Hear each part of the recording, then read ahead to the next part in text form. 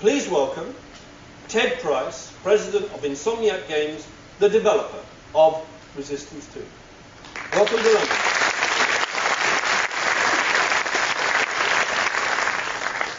Thank you, David. So with Resistance 2, we focused equally on 4 areas. These are things we call the 4 C's. Community, campaign, co-op, and competitive. And I'm going to say just a few words about each one. First of all, community. David talked about the importance of community for the PlayStation 3. At Insomniac Games, we believe that every game released these days has to have a strong online community behind it. With Resistance Fall of Man, we began building that community with myresistance.net. Now with Resistance 2, we're completely revamping myresistance.net. We're adding the kind of social features that you'll see in sites like Facebook. Features that, among other things, allow you to find players with similar interests and hook up with them in-game and outside of the game.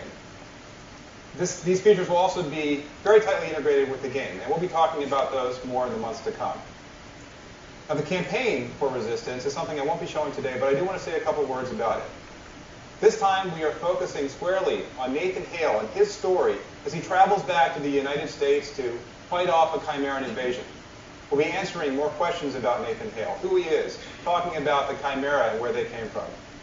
Furthermore, we're taking advantage of the incredible variety of settings within the United States that 1950s America offers. What you're seeing here are screenshots from one of our levels set in the redwoods of California. Now with co-op, we're definitely breaking new ground. We have 8-player online co-op with its own campaign, its own story. We have different character classes you can play. We have character progression. We have experience-based persistent rewards. It has a lot to offer. But today, we're going to be focusing on competitive.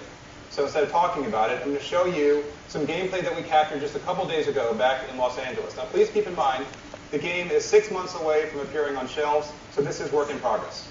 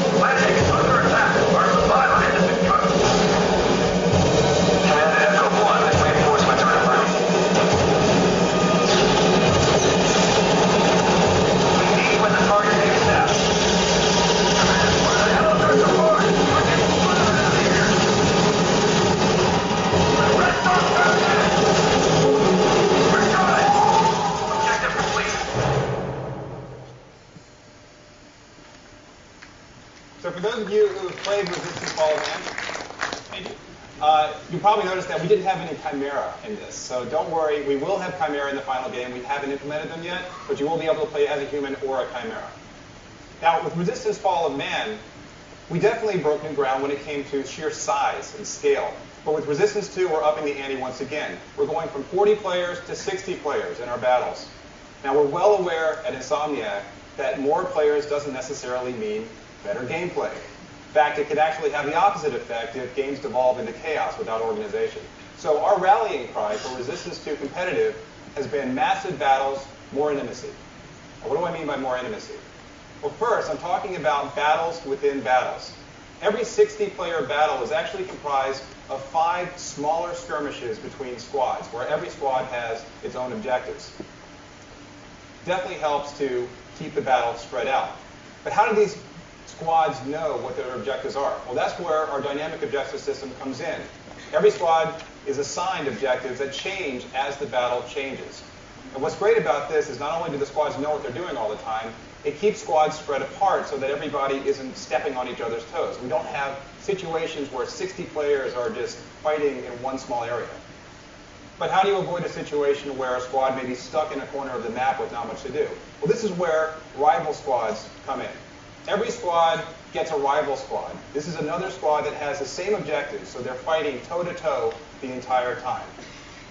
And when it comes to 60 players in the battlefield, what's great is that there are always 5 or 6 players for whom you develop a really intense hatred.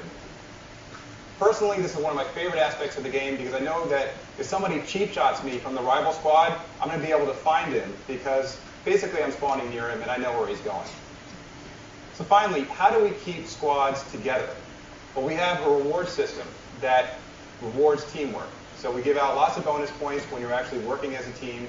And these can be used to earn persistent rewards in the game, to level up, etc. We'll be talking about that more in the next few months. So bottom line, Resistance 2 Competitive has a lot to offer. With its massive battles and more intimacy, we think it's going to be breaking new ground for the PlayStation 3 and then online in general. But that's just a quarter of the overall game. So as we get closer to launch, stay tuned for more information on competitive, on campaign, on our co-op mode, and on our community.